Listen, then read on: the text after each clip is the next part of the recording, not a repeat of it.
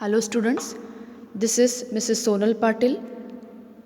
In our previous class, we were studying the chapter Reproductive Health, in which we studied reproductive health problems and strategies. We have studied about population explosion and birth control. Today, we will study about MTP, medical termination of pregnancy. A very important question for 1 mark may be asked. The definition: intentional or voluntary termination of pregnancy before full term is called medical termination of pregnancy or induced abortion. Medical termination of pregnancies or MTPs or induced abortions is one of the most widely used methods of fertility control in the world. Government of India legalized it in 1971 with some strict conditions to check indiscriminate and illegal female. Certain pills acts as abortants. They function by inducing menstruation, which checks the implantation of the zygote or detaches the implanted egg. Nearly 45 to 50 million MTPs are performed in a year all over the world, which accounts to 1/5 of the total number of conceived pregnancy in a year.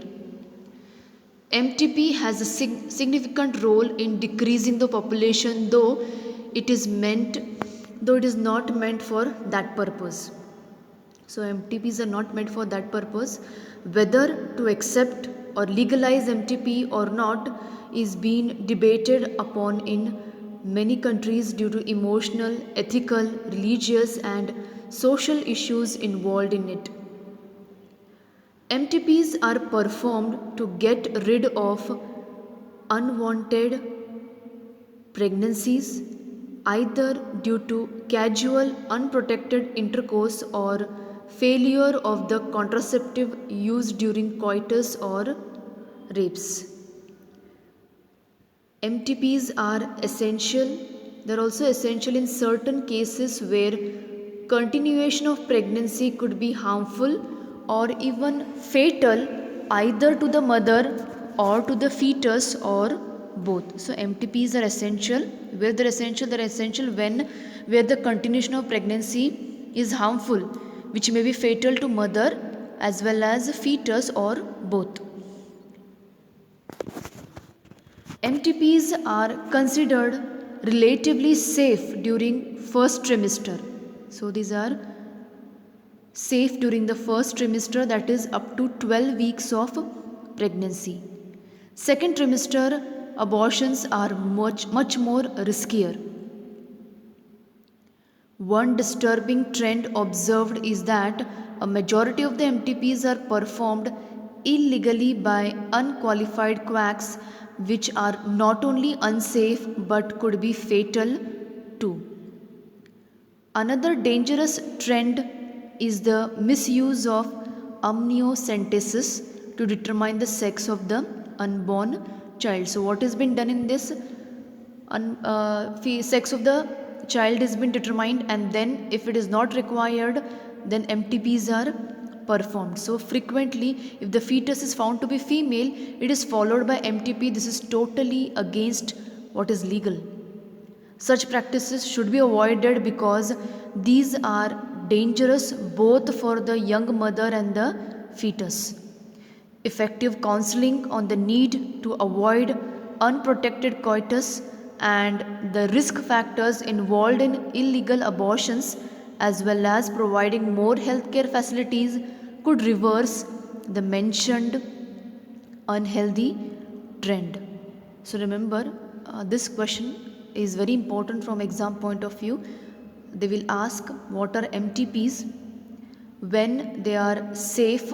Okay, such 1 mark or about 3 marks question may be asked on the MTP. So MTP is nothing but it is intentional or voluntary termination of pregnancy before full term is called medical termination of pregnancy, or it is also called as induced abortion.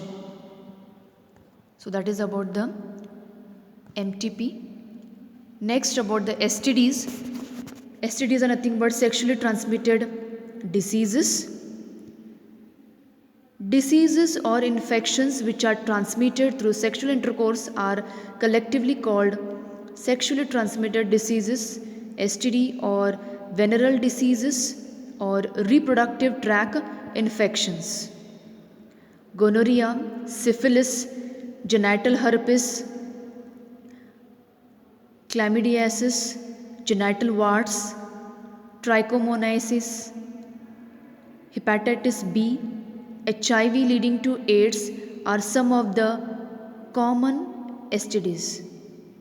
Among these, HIV infection is most dangerous, and some of these infections like hepatitis B and HIV can also be transmitted by sharing of injection needles, surgical instruments, etc. So with the infected persons, transfusion of blood, or from an infected mother to the fetus too. So these diseases may be transmitted to one another by sharing the injection needles or the surgical instruments with the infected person, or it may be because of the transfusion of blood, or it may transmit from infected mother to the fetus. Except for hepatitis B, genital herpes and HIV infections, other diseases are completely curable if detected early and treated properly. Early symptoms of most of these are minor and include itching, fluid discharge, slight pain, swelling, etc. in the genital region. Infected females may often be asymptomatic and hence may remain undetected for long. Absence or less significant symptoms in the early stages of infection and the social stigma attached to the STDs deter the infected persons from going for timely detection and proper treatment.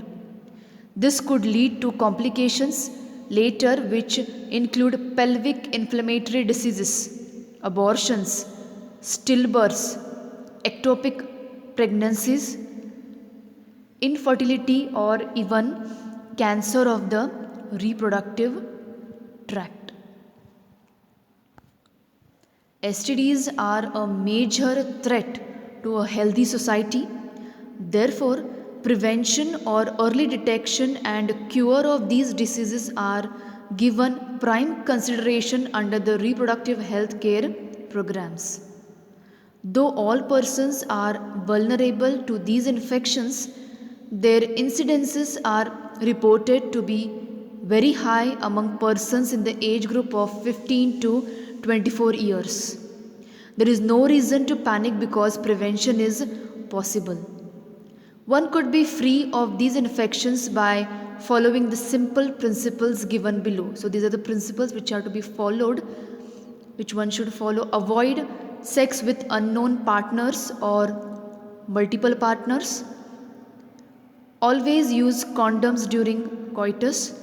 In case of doubt, one should go to a qualified doctor for early detection and get complete treatment if diagnosed with disease. So these principles are asked in the exam, simple principles which are involved here. These principles you have to remember because most of the time this question is being asked in the exam. So that is about the STDs. So these are the diseases which are transmitted to the sexual intercourse, which are collectively called as sexually transmitted diseases, and remember the principles. Coming to the next one is infertility. Now, what is this infertility? A large number of couples all over the world, including India, are infertile. That is, infertile means what? They are unable to produce children in spite of unprotected sexual cohabitation. 1 mark question again. Infertility, what is infertility? So these couples are unable to produce children because of the, or in spite of, unprotected sexual cohabitation. So this is about the infertility. The reason for this could be many: physical, congenital diseases, drugs, immunological, or even psychological. In India, often the female is blamed for the couple being childless, but more often than not, that is not the problem. The problem lies in the male partner. Specialized healthcare units could help in diagnosis and corrective treatment of some of these disorders and enable these couples to have children. However, where such corrections are not possible, the couples could be assisted to have children through certain special techniques commonly known as assisted reproductive technologies. In short, it is called as ART. Please remember, this technology is a very important question for 2 marks, 3 marks, or 5 marks. Compulsory this question is being asked in the exam. 5 marks question also may be asked, 2 marks, 3 marks question, or the question may be also asked for 1 mark. So please do perfect with these technologies. Be perfect with these technologies. Assisted reproductive technologies or the program includes, firstly, in vitro fertilization, then it includes zygote intrafallopian transfer, intrauterine transfer, gamete intrafallopian transfer, intracytoplasmic sperm injection, and artificial insemination technique. So these techniques are coming under the assisted reproductive technologies, of which we will discuss one by one.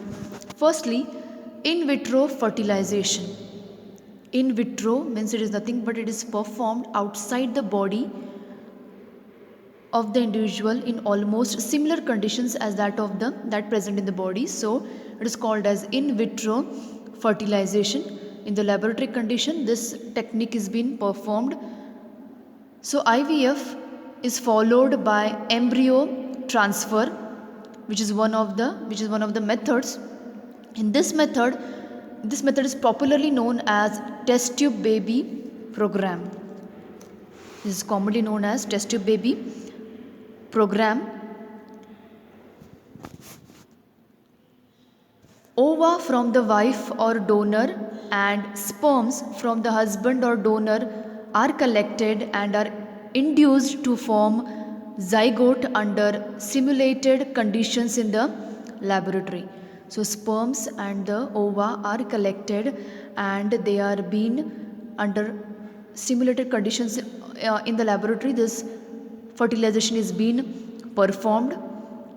The zygote or early embryos could then be transferred to the fallopian tube. So fertilization is being done outside in the laboratory by collecting the ova and the sperms, and they are collected and are induced to form zygote. So zygote is formed, and that zygote or early embryos are then transferred to the fallopian tube. This is also called as zygote intrafallopian transfer. Means what?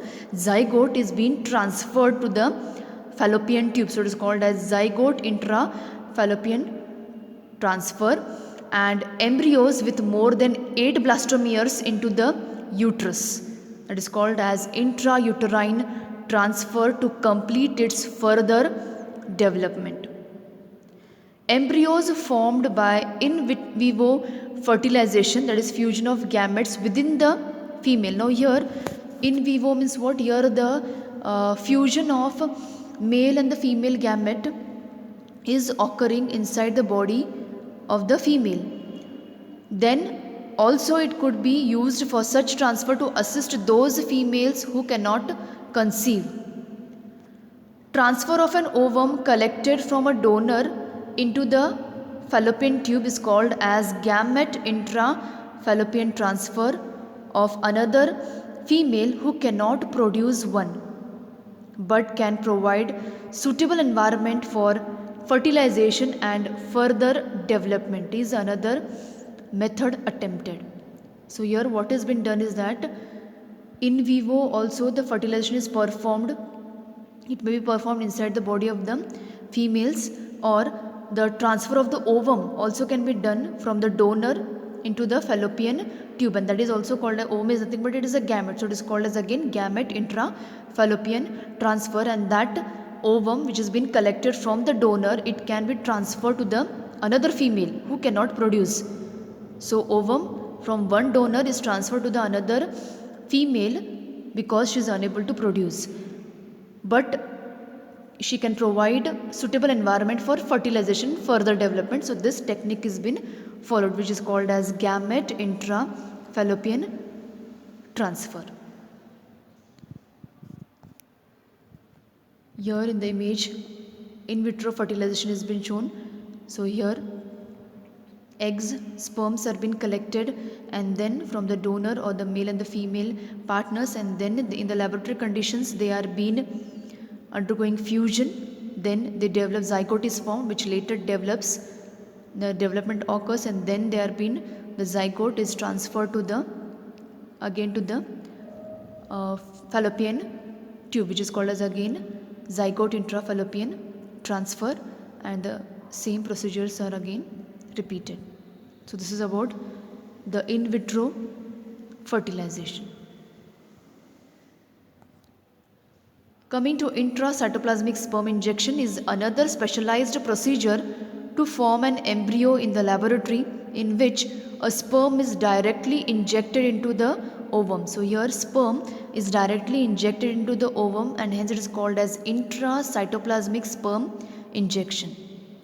Infertility cases, either due to inability of the male partner to inseminate the female or due to very low sperm counts in the ejaculates, could be corrected by artificial insemination technique.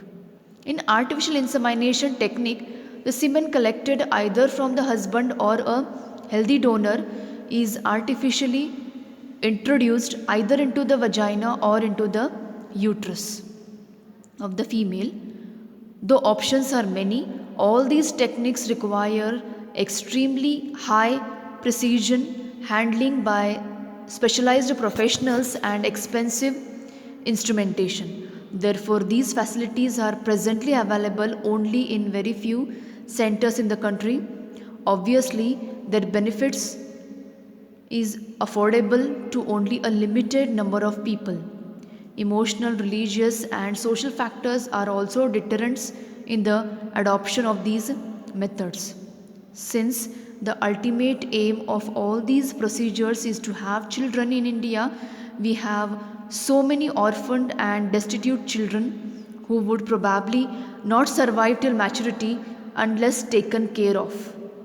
Our laws permit legal adoption, and it has yet one of the best methods for couples looking for parenthood. So one should go for the adoption of the child. That is one of the best method which has been followed. So these were the assisted reproductive technologies. The first was in vitro fertilization, second zygote intra-fallopian transfer, intrauterine transfer, gamete intra-fallopian transfer, intracytoplasmic sperm injection, and artificial insemination. So please remember these techniques. The question is very, very important and sure to be asked in the exam. In every question paper, the question on infertility is there. So please concentrate on this concept and go thoroughly read this and be perfect with the techniques. So in vitro fertilization, and the diagram won't be asked. This is just for your understanding. Please don't practice the diagram here. Diagrams are not asked. This diagram is not asked. So that is about the infertility, and that completes the chapter reproductive health. In our next class, we will begin with the next chapter. Thank you.